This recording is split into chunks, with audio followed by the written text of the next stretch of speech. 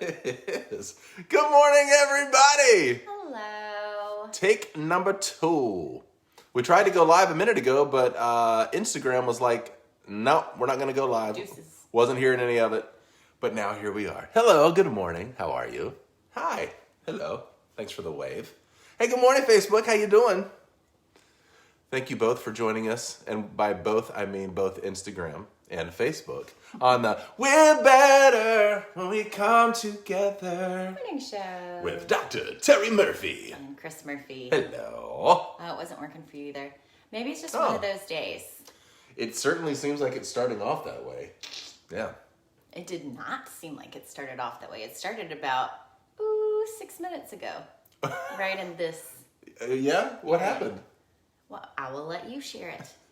I tapped her arm and coffee went flying everywhere, and I felt extremely bad. That's some skillful distancing from who's at fault here. I'm saying I did it. I tapped her arm and coffee went everywhere. My chicken wang got her and coffee went. I was like, no. So then we had no. we were about to push the button, and then we had to do wardrobe Clean up. changes. Yes, and clean up. So Not the kind of wardrobe change that sounds really fun. no, actually, does any wardrobe change sound fun? Yes. Ugh. I grew up watching like Vanna White wear ball gowns and like pageants. People changed clothes and like the Academy Awards. I'm Yeah. not for any of those things, but man, I do like the idea of like changing. Wearing Clothes. multiple outfits, yeah. You know, when I would go to concerts and I would like the people in the concert would come out in different outfits Concerts, throughout the too. show. Yeah. It's like, how are they Where? doing that? What Where are they did you go? doing? What's going on? What happened? What kind of quick change is happening? But yes, If you wear a leotard under everything that you wear, any day could be an outfit change kind of day. this is true. Maybe I'll start wearing leotards. I'm just saying it's an option. I used to think that they were called leotards. That's how they're spelled. Leotards. Is that how they're pronounced though? Like, am I saying I it don't right? say it like Leotard? Leotard. Leotard. Leotard. Hey everybody. Welcome to phonics class. Your first concert was Bon Jovi and Skid Row? That's amazing. That's quite a concert. Wow. And Wendy, yes, it was very much a party foul. I was just like oafing around, doing my little thing, and then coffee went everywhere. So I'm completely at fault here. Luckily, this doesn't happen often. Usually I am the offender of coffee being in cups, and I spill coffee. Well, I'm helping those averages balance Hey, out. thanks. I really appreciate it. Yeah. Hey, what was everybody's first concert? I'd love to hear that as we're just checking in here with everybody. Do you remember yours? No. I don't really remember. I think that I get First one in adulthood was live. the band live, not you saw live music. I did see live music by the band Live. What? It was live. Yes, exactly. It wasn't like watching a video of live. No, I just wanted to make sure that everybody else knew. I knew what your first concert was because we've talked about live a lot, but they may have thought you meant like live music. No one was confused. My first concert was live. Okay. My sister got to go see New Kids on the Block. I think with that her friend Martha, while she had a broken foot, and I remember there's a picture of her standing in the middle of a bunch of baby chickens right before they went to that concert. I know, it sounds like I was dreaming. I think that's like an early 90s music video that you're remembering. Well, it's exactly what it felt like, and I was very jealous. You're 11 and your mom went with me. Yeah. Reliant K, sweet. Smashing Pumpkins. Sarah Groves. Yes. Yeah. I think like I love Sarah Groves. again, growing up in the church, it was like every weekend was a concert because there was always somebody doing special music. So I think that I saw like some fair people that you're just like randomly at a fair that you walk by, you don't even have to pay the ticket because you already paid to get in the fair kind of things. Some old country acts and stuff. But I think that Sure. my first real concert was also like your sister, New Kids on the Block. I didn't even think of like when I saw Carmen at Six Flags Over Georgia. Oh, yes. That was and Stephen Curtis Chapman. Yeah. Saddle up your horses. We got a trail to blaze. I was like, this is rock and roll, but for Jesus. Yes. Yes. What? You saw Nirvana 2 months before Kurt Carmen. passed? Wow. Wow. Man. Cool. Yeah, Carmen. You remember Carmen? He was terrifying. He did this whole bit with the devil. Yeah. Oh yeah, the Champion. That was the name of That's that it, song. yes. Yeah. No, I had that album and I saw that in concert and you I see it at cheered Six Flags? so loud. Yes. Oh, I was weeping openly. I was like, probably we're gonna all go to heaven. Yeah. Who is in the house? JC. Yes, exactly. I know these songs. This is making everything happen. Oh my God, if we could just have a Jars of Clay song play right through the background too, then we would be all the way there. This is good times. I'm liking this a lot. Anyone else grow up in purity culture? Yeah. And I remember Relient K. I had several of their albums. Yes. That's a Christian band too, right? Yes, it was. So I grew up so deeply Southern purity culture where church culture and Southern culture were basically the same exact thing. Yeah. And I cannot tell the difference a lot of times from early 90s Christian bands or any other band because I was really only allowed to listen mainly to Christian music for a time. Not by my parents, but by our like youth group and everything. You know what? It's Such an interesting time. It's funny, from like 1988 to 2004, Wait, 1988 Yeah. to 2004. Okay. So like a 16-year period. Yep. I really only listened to Christian music. And so I've had conversations before and nerded out like on the Christian bands of that era. And it's really fun to talk about those. But it's interesting that when my son or daughter listens to some of that music. Elvis. What? No way. Elvis? That's pretty up there. An actual Jerry on Facebook, for those of you on Instagram, saw Elvis. I interrupted you too to be shocked. No, I'm shocked as well. No, I'm just saying that I all of these bands that everybody's mentioning, I'm like, I know every word to all those songs. Even though I haven't thought about them in 10 years. Any of the songs, but that has nothing to do with how much I care about music. I just don't know lyrics to anything. Yeah. Until I do. And it's one of the most favorite moments of my life when I sing every word to every song and Chris Murphy's brain breaks. She just doesn't normally sing a lot of music, and so when she does and knows every word for word, I'm like, where did this part of my wife come from that's not been here for 20 years? Since we were 3. We have been married for 20 years. So surprising him is so much fun. It's the most fun. Like, I was there. How do you know those lyrics? Yes. I was with you. I didn't see you at that concert. Yes, and I know MXPX. I could probably still draw every album cover from MXPX because they had great cartoon album covers from back in the day. Had a lot of fun. Thank you for going down. We could go on a whole deal about purity culture or deconstructing faith or like the psychology behind purity culture and that sort of thing. I think it would be fascinating. Yeah. I would need to do more research though. It's not my area of expertise. I have personal experience, but if I was going to talk about it from a clinical sort of research-based lens. Yeah. I do think that the book Pure is really good. Her name is slipping my mind right now. Anybody read Pure? Oh, is that from it's a about woman? purity culture. Okay. And I'm blanking. I can see where the book is in our bookshelf right now, but I'm blanking on her name. If anybody knows the name. Anybody else? Can you great see if where it you're- is on our bookshelf too? Yeah. If there's for sure a chapter in your book on that. Yes. Yeah, everybody get Caitlin's book Native. Too. Native. Well, and Glory Happening. Just grab them both. We'll just get everything. Get a twofer. While we're there.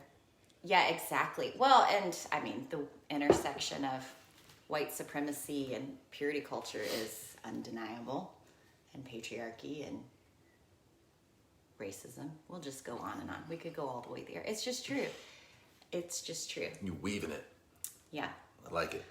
Okay, so there was a post yesterday by Gabes Torres, too. Great teacher and educator. She was saying, like, one of our practices around self-care, and since we talk about self-care on the show all the time, this is incredibly important, but part of our anti-racist work, our commitment to anti-oppressive practices, Gabes was highlighting the importance of making sure that when you're engaging in self-care, that you're doing these in non-oppressive ways also. So like Googling, looking into the companies if you're buying like bath salts or going and doing any of those sort of things. Just ask yourself the question, like, who's on the leadership? Is this company committed to anti-racist work? You know, what does their leadership really look like? Where are they giving money back? You know, how are they investing in their communities? And even if it's not things that you are actually buying, but just practices that you're engaging in, do they line up under like patriarchal practices? Is hustle culture part of what makes it feel difficult to care for yourself? Does it feel like you're having to earn rest or earn play? Had this conversation yesterday with a dear friend of ours around work hard, play hard, which is also part of like the evangelical and really puritanical Christian ethic, is like morality and working hard got intertwined together too. So I see this all the time in clients, that it's so difficult to nurture or to do things that are pleasing. The word pleasure in and of itself tends to trigger people and clients. Like, just think of it. Run that word through your system and what comes up for you. You know, do you feel guilt? Do you feel like you don't deserve that? Or let me work really hard first and then I can have pleasing things. Or like, if I eat all of this vegetation on my plate, then I get to earn dessert. Like, look at where these things are intertwined everywhere. Your value as a human being is not dependent on you earning it. It's already there. And so we're just nurturing what already is worthy of honor and care. And that means you get to choose the best ways that you do that. Just, it's a great place to exercise asking these questions. My hope is too, for me and for all of us, that this is a way that we're going to continue leaning in and practicing, you know, justice. Love and justice are flip sides of the same coin. I mean, they're not even flip sides really. Like, they are the same thing. That if you really love, you're going to seek justice. Just think about it in terms even of your own family. If something happened to someone that you love, you know, the anger that would come from that, the passion. And that's, we don't get pissed about things we don't care about, typically. So it's not a bad thing. But anyway, just ask yourself those questions. Go follow Gabe's Torres. Don't ask questions you can Google. You can DM me or something like that if you want to, but like, do your research. Google is accessible to everybody who wants to use it. So it's just a really important thing to ask those questions. Boom. I like it when you say the phrase flip sides of the same coin. I say it often I like it. in teaching when talking about seeming dichotomies. Yes, I like it a lot. Instagram, pull up for change, post companies' diversity or lack thereof. Ooh, Sup, Fit15? that's fabulous. Good morning. How y'all doing? Check this out. Yeah? Yeah? Hold on. There it is. There it is. Look at your muscles. Yeah, if I put my other arm behind it and I push my bicep up, it looks bigger. So I did that. Good morning, everybody. Let's do a quick check-in, and we'll keep moving right along. Remember, if you've been here before, we do a check-in every day, and we just post a number in the comments as to what you're feeling today, 1 through 10. 1 feeling not so great, 10 feeling I'm amazing. And if numbers are too limiting for you, then throw in an emoji or just tell us how you feel. We're here for it all. We just want to hear and use this as a check-in opportunity for us all to just join together, acknowledge how we're feeling, and to normalize it. Or you could be like me and you will not be told what to do, and you can just, you don't have to drop any numbers. That's fine too. You be you. So then, you come on in. Then I'll ask you, but you don't have to answer if you don't want to. How you feeling today? Well, What's your number? I want to answer, so if I consent, then that's fine. Ooh, a 10. Yeah, get after it. Nice. Get after it.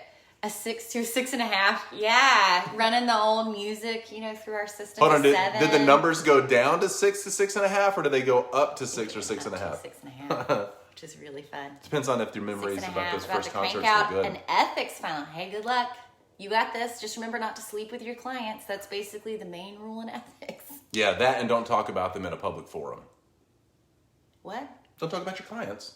Oh, yeah. Confidentiality is kind of a big deal. You're like, oh no. I got it wrong already.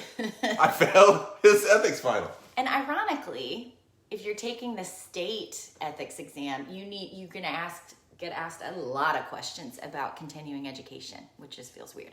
We're digressing and going down a hole.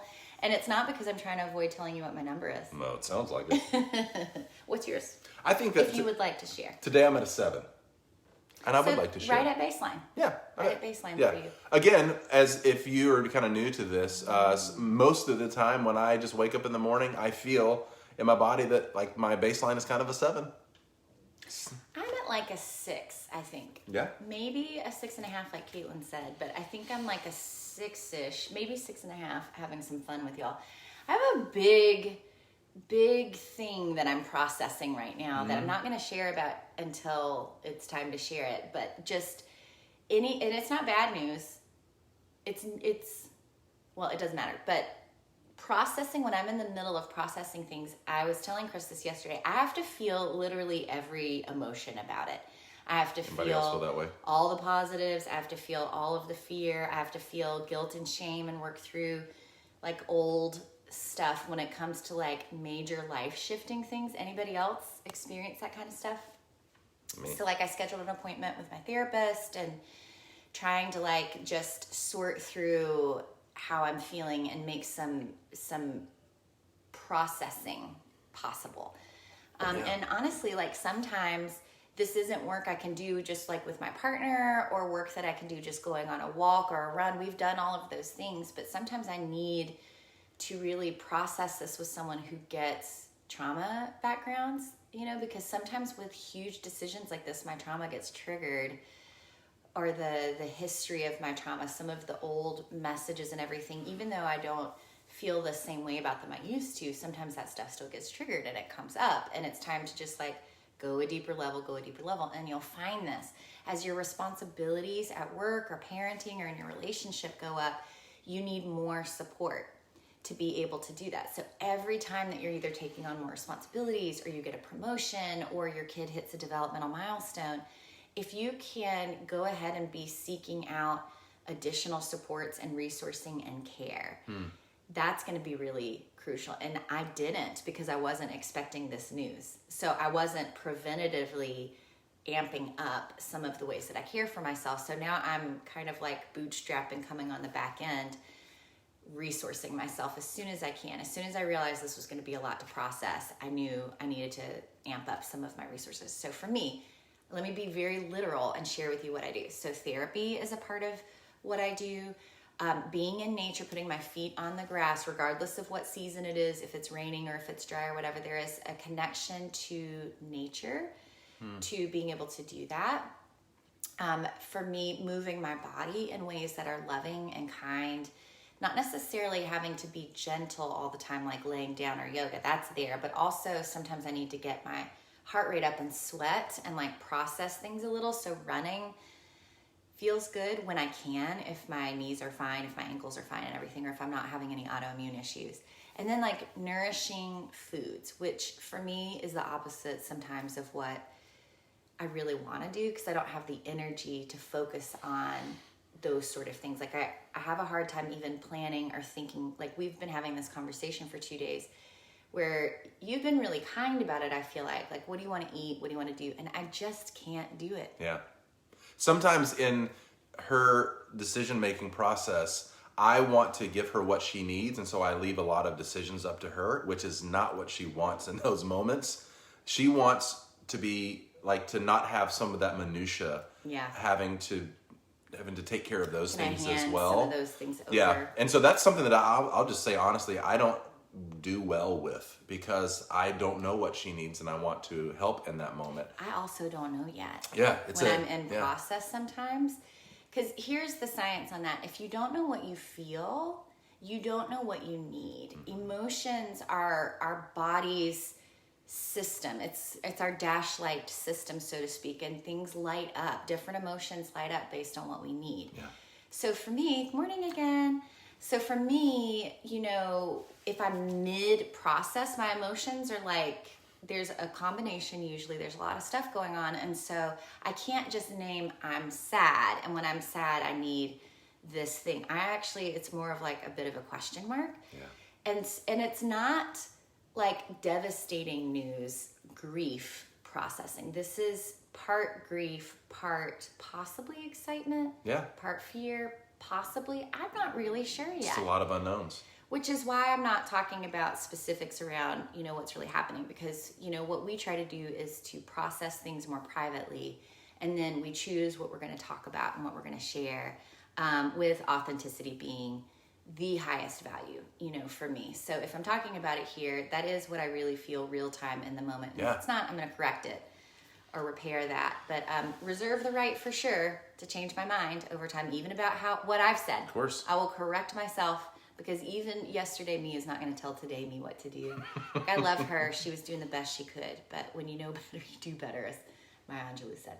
Well, I think that's one of the additional elements that we hope that we are all getting out of checking in every morning, is the fact that sometimes when you do the check-in, if you're here every morning with us and you're checking in and everything seems to be flowing and you know your number, and then one day you're like, I don't know, that hopefully what we do is recognize that not as failure, but as an opportunity to think like, okay, what do I need now? Knowing that I can't really land on a number or know what I need, then hopefully what that will do for us is we will recognize that we just need more concentration in that area. So again, all of our throwing up numbers and talking about our feelings in the morning, it's not meant to provide shame. It's meant to provide clarity. And I know that it helps me. I need to check in actually multiple times throughout the day. And I know that you've said that that's not something that you necessarily need, is to check in with yourself multiple times a day. I wasn't listening, and I'm so sorry. I got caught up in my own feelings. No, I'm just saying that your voice sounded so relaxing and lovely, and I'm sorry. I'm just saying that's why we need to check in every day. That's why it's important, because some days, even if we don't know what that is, it helps us to recognize that we need more concentration. I did it again. I wasn't listening to you again because I thought it was really funny. So we'll move right along. My That's what we hands do are there. sweating. All right, so let's dive into what we're talking I'll about rewind today. it and watch it later. I'm not going to do that. What's that? She's not going to do that. What'd you say? I said, let's just dive in with talking more about Did attachment we do it like theory. this? Let's talk about attachment. Was that good? Good. Let's talk about attachment. Did I do it? Way better than I did. Okay, so if you missed it yesterday, we started our conversation on the foundation, the very basics of attachment, and where that theory comes from and why it's such a big deal. So, morning or afternoon, wherever in the world you are. Yeah. Ooh, I see a flag too. Yeah, good afternoon. Welcome both on Facebook and on Instagram, if you're just joining us.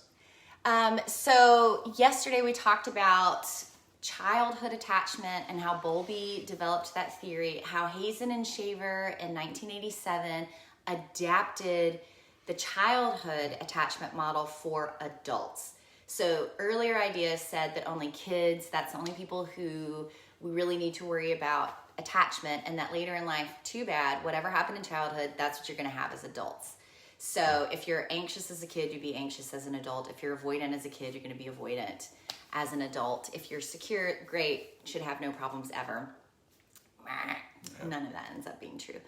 Okay, so today what I want to talk about then is secure and insecure attachment. And it isn't a continuum like this with secure at one end and insecure at the other end, and that you're just traveling along. There's actually two dimensions. So it actually makes like an X and Y coordinates grid, with anxiety and avoidance being the two bars.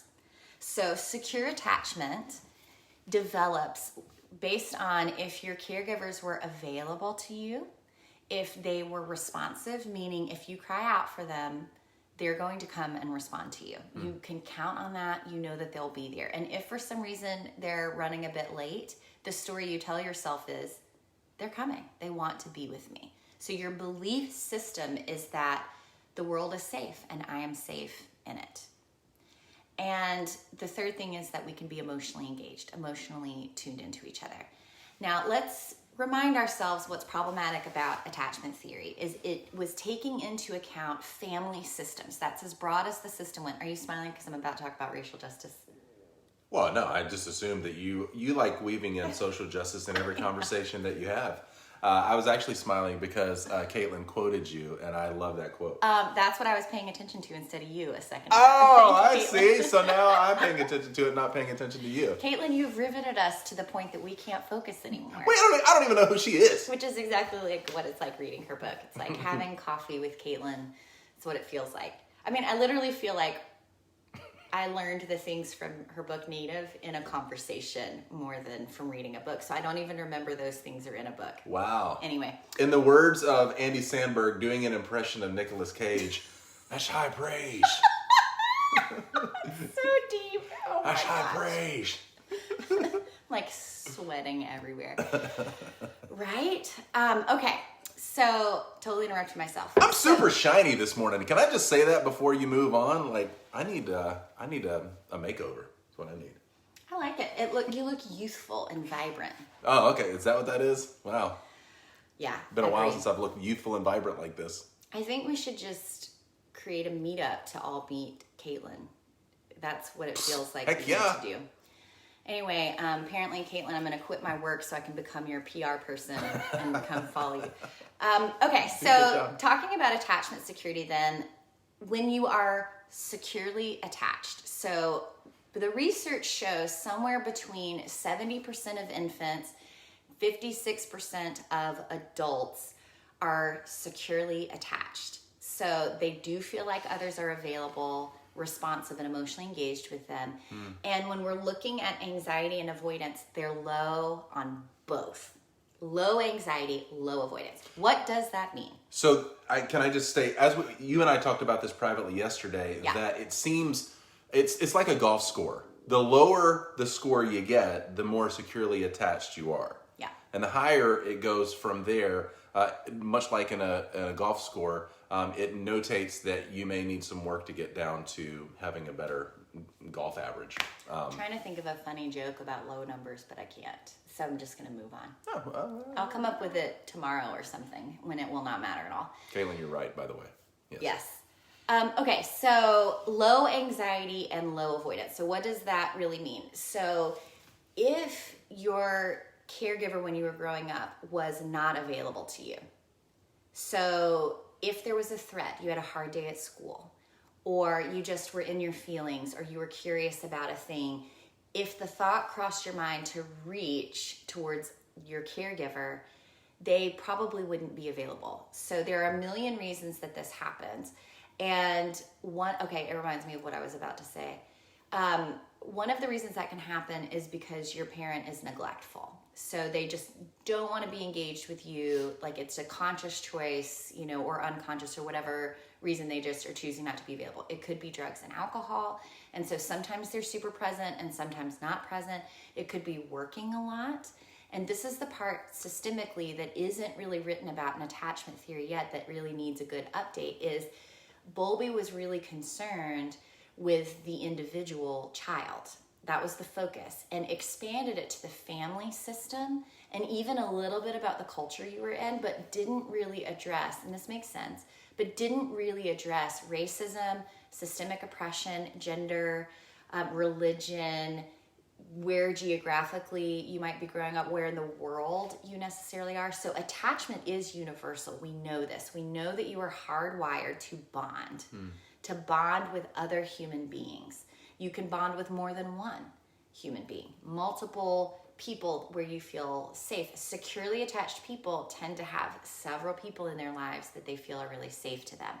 And not just that, but they assume that the world is safe, that you can count on people and that people can count on you. That if there is a need that you can regulate with other people, I can share my emotions, I can share my vulnerabilities, even if it's risky, even if it's scary, and people will be able, to respond, and they want to. I will believe that people really want to be there for me. Not that I'm a burden, not that you have to, but the belief system in my head, the story I tell myself is I'm good and you're good. I'm okay and you're okay. If for some reason you hurt me, that doesn't really get generalized like all people are bad or the world is unsafe. If you hurt my feelings or if we make a mistake, a misstep, if I feel misunderstood, I can stay a bit regulated. And I might even think it might just be you. You are not fine and safe, so I'm just gonna move on. But it doesn't really influence the way I feel about the world because I have so many examples in my life of people you can count on, people who are safe. Is that making sense? You with me? That's secure attachment. So low anxiety, meaning I don't get panicky if you don't respond to me, if you don't show up. I'm assuming you're going to come. And if I text my friends and they take a minute to text back, I don't panic and text a bunch. I don't get angry or, need people to tell me all the time, do you like me? Are we good? I don't need a ton of reassurance like that. I can have some reassurance, but I don't need a ton. Yeah. And trauma would be the same thing, of course. So with trauma, if it's acute and it's treated in childhood and the people around you are responsive, you're a lot less likely to develop PTSD or insecure attachment. What we have found about trauma is it's not the event itself that tends to be so incredibly damaging and painful and what gets lodged. It's the inability to process the event afterwards. So the processing becomes the problem. That's what gets stored all in our bodies, why we have to then do somatic work, why then we have to do a lot of story shifting, because when that gets embodied, if you cannot process that trauma, if the people around you weren't safe, if you tried to tell and it got rejected, or if people ignored or dismissed those sort of things, and what gets internalized is I can't count on people. So your avoidance numbers start to go up, and we see this in PTSD. Avoidance is high. And think about anxiety, hypervigilance, that's also high. So you look more fearful avoidant, right? High anxiety, high avoidance. Those would be things we'd be looking for, in a therapy session when I'm talking to people. Like, that's part of your history. If trauma's processed really well, you can see that event as something that you've really gotten up and out of your body, so you can think back on it without getting that bolt of anxiety in your system or needing to shut it down and avoid it. Too, you can get close to that sort of memory without it triggering such a big response. Yeah. So let's talk about the 3 different types of insecure attachment. And we're going to go deeper into detail on the 3 insecure forms the next couple days. So I'm just briefly going to pass over those. Secure attachment is the gold standard. It's the hallmark. It's really where we're shooting. And the good news is everyone can earn secure attachment, even if you have grown up in an environment that was not safe. Even if you have faced racism, which actually all of us breathe in that kind of air, but it doesn't affect us all the same. Yeah. Right? We're both white passing, so we have a lot of privilege. Chris and I both do. Our kids do. And that does make a difference. So the likelihood that I have chronic trauma goes down if I'm white or white passing. It doesn't mean you don't have trauma. It just means that your trauma is not due to the color of your skin. Right? So yeah, healed secure is beautiful. That's a gorgeous term. Right, earned secure. Wow, yeah, I like that better yeah. than earned secure. I don't love the word earn because of the patriarchal capitalist sort of underpinnings of earning, that somehow you have to productively attack your therapy process, right? Also, P.S., by the way, little PSA, move back. So I love you. I love you too. If you can seek a therapist who is engaging in anti-racist work, it'll be much more likely that your healing too will not also include more oppressive practices, even in your healing process. Hustling and earning and pushing, all of that kind of energy we know is just not super helpful in a healing process. Again, just going to shout out Andy Colbert's book too, Try Softer, which talks about all of this, pushing back against trying so hard to heal, right? Anybody been there? Me, I have. I attacked my healing the same way I attacked everything else in my life. And attack is exactly the word that I mean to use there. Full force, give me a list, tell me what to do. I'm going to go head on into this thing. And that's exactly the opposite of what I needed. So when we're talking about insecure attachment, it means either your anxiety is high in anxious ambivalent attachment, or your avoidance is high in dismissing avoidant, or what we just call avoidant attachment, or they're both high, anxiety and avoidance in fearful avoidant attachment. This doesn't mean that sometimes you are avoidant. Everybody is sometimes avoidant and sometimes anxious. That is normal human behavior. Securely attached people have anxiety and avoidance that pops up in them from time to time too. But the steady sort of state, the baseline, is different. So if your baseline is constant high anxiety and you find yourself worrying about what others think of you, that everybody else seems to be okay, but you're not, that you need close proximity to feel okay in a relationship, that physical proximity or texting all the time, being in constant communication takes your pressure down. It actually reduces the anxiety, but it's temporary. Because the moment there's any sort of distance, or the moment you feel misunderstood, it's going to trigger higher anxiety, right? And it's a pattern that would be in your work life, your romantic relationships, that you can see it in a lot of different areas if you're truly fully anxious, ambivalent attachment. So a lot of pursuers that I work with are actually securely attached, but they get triggered in a romantic partnership to pursue. But then usually the rest of their life or in other areas, you can hear them say, well, I don't do this with anybody else. Usually I'm pretty cool, things are okay. Well, the higher stakes your relationship is, the more it's going to move your set point of security. Yeah. Of course you feel more insecure in a relationship where you're showing up and being more vulnerable and more intimate. Right? Everybody pursues or withdraws. That's different here. Even though there is a correlation between your attachment strategy and your move.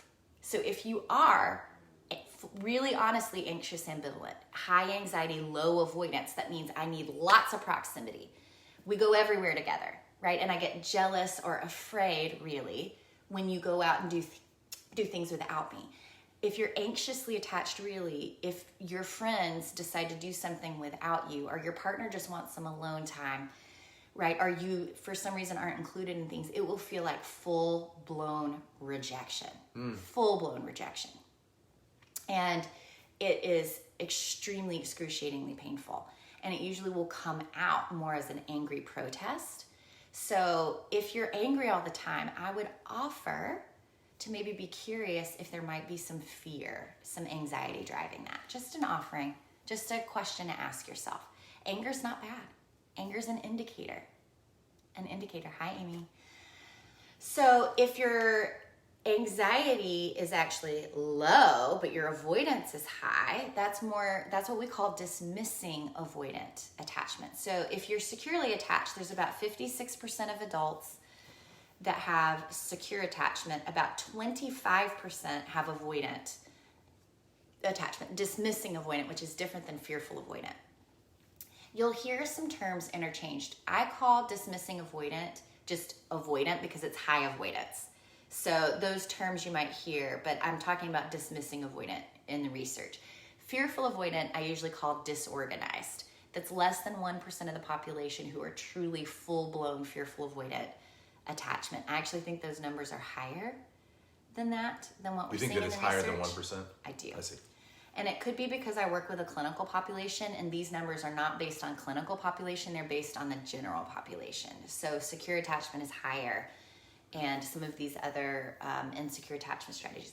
Of course, I'm going to be more likely to see insecurely attached folks probably in my office. Of course. Because that's an invitation to healing. It's not a bad thing. People with secure attachment are not better people than people with insecure attachment. They're people that haven't had as much trauma, as much disrupted care. They're just people whose system was better able to meet their needs, not just their caregivers. If we stop and think it's about the caregiver-child relationship, that is not a big enough context to really understand where people are coming from, right? Hopefully your therapist is asking you about those kind of questions. Clearly have a passion about that. So if your avoidance is high, but your anxiety is low, you look cool as a cucumber on the outside, right? That you get rewarded and praised and are successful in being able to shut things down, to compartmentalize. And what happened was, at some point, remember, available, responsive, emotionally engaged, you didn't have those things, right? And so at some point, you just give up. You just give up the sort of idea that someone would come if you call, that someone would care about your emotional experience and world. Chances are you could have been very well provided for. You have your house, you've got clothes and food, you had fun, you were able to do maybe some emotions. Like what I have found often is it's okay to be okay. It's okay to be angry. It's okay to be somewhat happy. Let's not go all the way to joy and excitement, but we don't really do negative emotions. We don't do hard emotions. You might have even been praised for not needing anything. And so your needs get subjugated and your feelings get repressed. And so you lose attunement with yourself. Avoidance is first avoiding self. Wow. Before it's avoiding relationship with other. So I don't even want to know what I'm feeling. I could not possibly be able to know what you're feeling. That's true avoidant attachment. We're not talking about someone securely attached who just withdraws in moments of distress, right? But the world, according to someone who is avoidantly attached, dismissingly avoidant, is I'm okay. Yeah. None of y'all really are. I don't count on anyone. And instead of thinking like this person is withholding, they're not. That's different. Withholding would mean I am aware of what I'm feeling and I have thought to reach out to you and I chose not to. I chose to withhold that information. It's more like this. I have muted myself, so I'm not even aware of what I'm feeling. So how in the world could I share something with you that I don't even know? And it never even occurs to you that you would go to another human being to process this emotion. It doesn't even occur. It's been so long, because it was childhood most likely, that you repressed the need for other people to co-regulate you, that you just abandon it altogether. And instead you focus outward, focus on tasks, focus on being successful at things, quantifying, or just tell me what to do and I'll do it. Yeah. Right? So part of the work then, if that's more of your attachment style, we'll get into a little bit more, but it is slowly beginning to turn the volume back up on you. Right? So if you're in a partnership with someone who is avoidant, then there's got to be enough space for them to start finding their voice again. Right? And that can be very triggering if you're married to someone who is anxiously attached, anxious, ambivalent in particular, that we were talking about, because that is going to trigger all the insecurity in the partner. Yeah. Right? And so it's like, how do we not have a trigger fest and just keep triggering each other over trigger, and then we're just cycling all the time in that place? It's finding solid ground, and everybody has it. Every single human being, no matter what you've been through, you have what Bowlby called islands of security inside yourself. So it's never too late and it's never too much, whatever your story, right? Yeah. Muting ourselves affects how we don't pay attention to our bodies too. Yeah, so you become unaware of what's happening in your body because emotion is felt. That's such a good point. So when I sit with someone who really is avoidant, and I say, so how are you today? I'm good. Okay, great. Where do you feel that in your body? Where is the good showing up? It's like, oh, because they weren't actually saying they feel good. It was a response in conversation. This is what we say. You say this and I say this. It's like saying fine. You're right. I'm fine. It's a socially acceptable version of getting somebody off your back. And you will meet a lot of resistance. If you yourself have muted yourself, then you might even resist waking all of that back up, because the truth is, who was ever there with you? Yeah. Ever in your life to process it before, and it was excruciatingly painful and mysterious and chaotic. It makes everything so much simpler if you move away from feeling and into your logic. But the problem is, it kills you a little bit, because what do you want? Where is your pleasure? What do you need? Now, if you are avoidantly attached, here's one exception. You may find that you can really feel during sex. And so a lot of folks who are avoidantly attached are very emotional, expressive through sex, and might find that that's the only way to really be able to feel a lot of feelings, warmth and love and all of that emotion. So I'm not even saying that that's a good thing or a bad thing. It's just a thing to notice in yourself too. Like, is that a way? Anxiously attached people do too, but it's more for reassurance, right? So sex reassures me that we're okay and that we're connected. Avoidantly attached is more, I get to feel things, right? That's a compartment too, but I let myself feel and want and need in this compartment. So sex becomes a safe enough way to express myself. It can be a place, a private space to let go. Yeah. Truly fearful avoidant attachment is tragic. And because you don't get to that place, usually, typically, unless there's been abuse or incredible systemic trauma, war, racism, being targeted, bullied, a lot of people that have a sexual orientation that is not accepted in their family system or in their culture or church or that sort of thing. Like, fearful avoidant means high anxiety, high avoidance. And it's simply stated, I've heard it before like this, I don't know who to attribute this to, but it's not originally from me. What it basically means is the world is not safe and I'm not safe in it. I have been harmed by the very people who were supposed to care for me. So the longing never goes away, right? We want and need to be in relationship and bonded. And so we bond, we're connected, but then the very person who we open ourselves up to brutalizes us and hurts us and harms us and uses our vulnerability against us. It destroys your trust. I'm not okay and you're not okay, but I can't change my wiring. I still need to be in relationship. So it takes on this come here, go away quality. I still need you to be proximally close to me because that's how all human beings are wired. But when you pull in close, and maybe not even physically, online, we're texting, we're in relationship, you get too close, I'm going to get triggered because closeness no longer means comfort and care, it means danger. Danger is rooted and wired in alongside of this need for safety and support and care and connection, pain, neglect, wounding, trauma, abuse, all kinds of things like that. So then as soon as you get close, I'm going to reject you and push you away because I can't tolerate the closest. My nervous system won't allow it because it keeps me safe. But then if you go away, I end up feeling rejected and abandoned.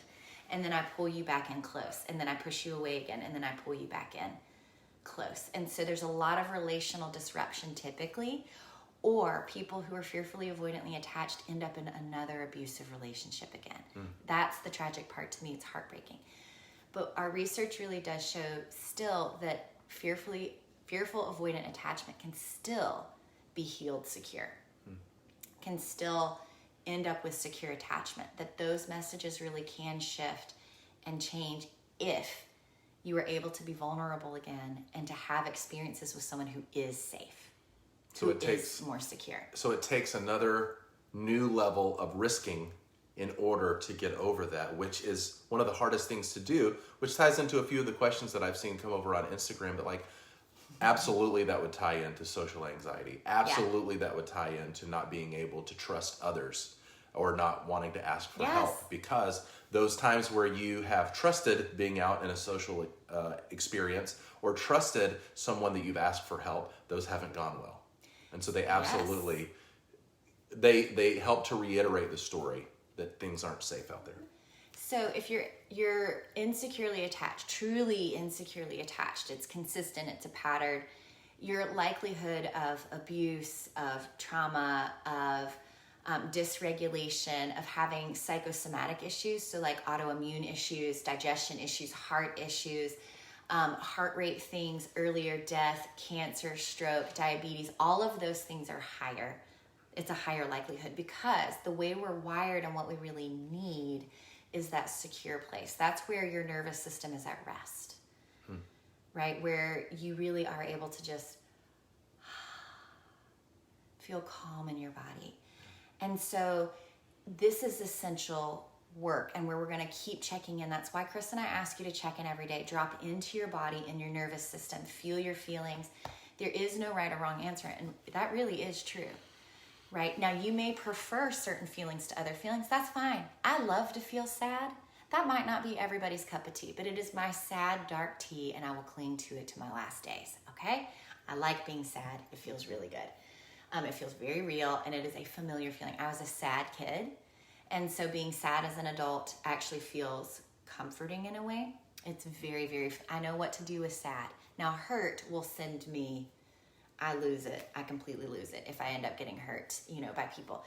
You can always develop secure attachment. You do that in relationships. You do that with other people. Yeah, exactly. Enneagram 3 in the house with a very strong 4 wing, right? And I also think it's the reason I can sit with people in therapy, that the sadness isn't a thing that I pull back from. It's something I can lean into.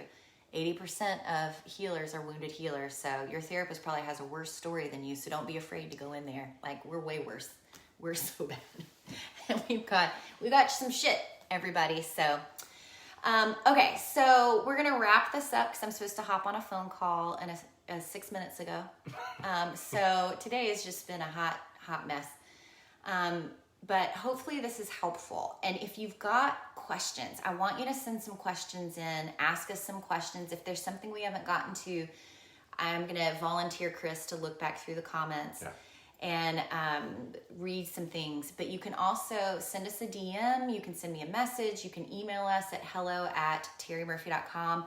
Whatever you want to do, we would love to answer your questions around attachment. I'm going to post a little bit more. I don't know if I'm going to have time to do it today, but it might be tomorrow or this afternoon. But I'm going to post a little bit more on secure and insecure attachment on both Instagram and Facebook. we're just so glad that you're here.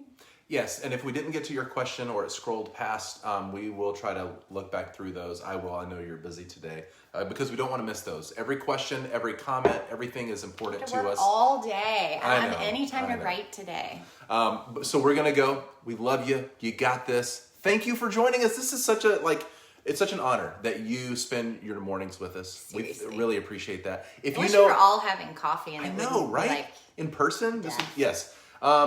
If you know of anybody else that would appreciate this information, just tell them about it.